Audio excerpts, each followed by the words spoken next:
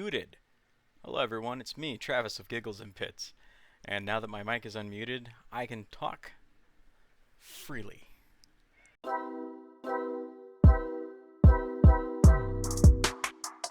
Anyways, I saw Godzilla Minus One, and it was so good. It was way better than I was expecting for a Godzilla film. I'm a huge fan.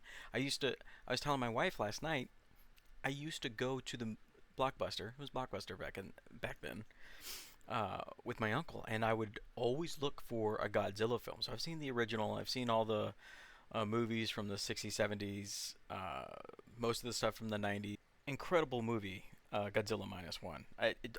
I'm probably being too much about it.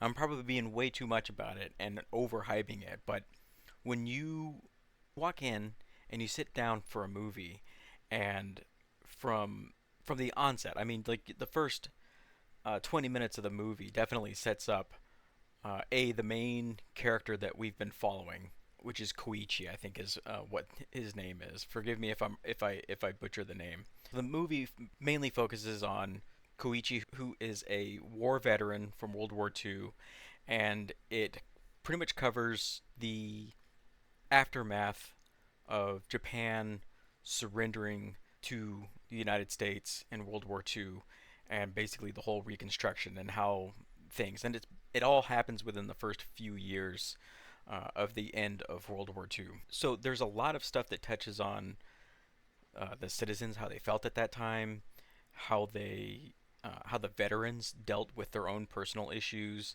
Our main character suffers from heavy amounts of PTSD. My goodness, like the human story has always been the biggest complaint when you go to see a monster flick like Godzilla King Kong. They did such a good job. If Godzilla wasn't even a part of it, Tom Connor from Midnight's Edge said this, and I wasn't thinking of this, so I'm not going to take credit for it. If Godzilla wasn't in this movie, and it was just about the human aspect of the story, the issues that he's dealing with, his inability to move on, he's so stuck in the past.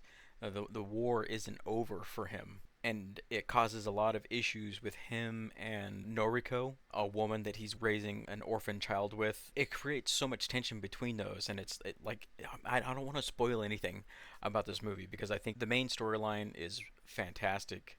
It's really really good, and that alone is worth seeing the movie. But then you toss in Godzilla, and it just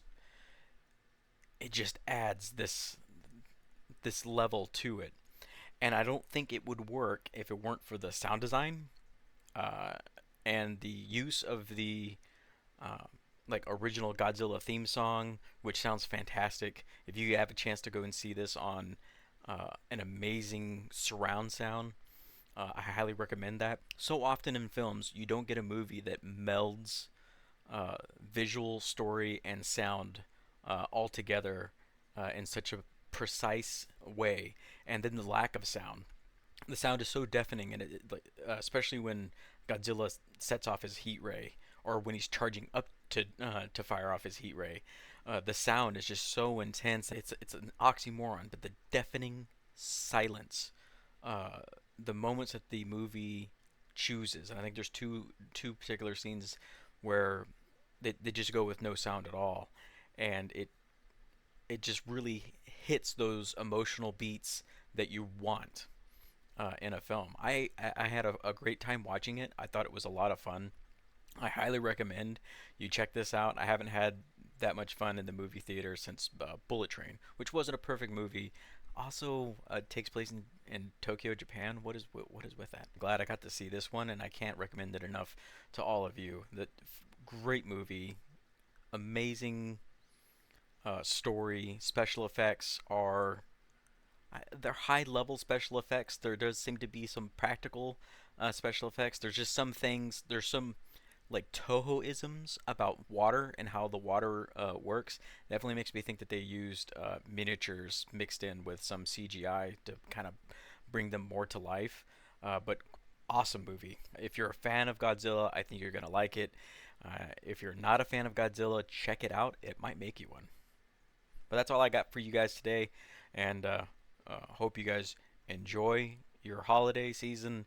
I hope to get the chance to catch more movies. I'm working on another video. Right now I'm editing it. I've got everything recorded. I think I've got all the shots. It's about the Faraway Paladin.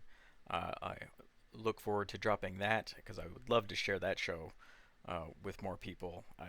It's really, really, really special. But that's it. Adios. And don't forget to like and subscribe. Leave a comment down below if you saw Godzilla Minus One, and tell me what your favorite part was. Let's save the spoilers for the comments.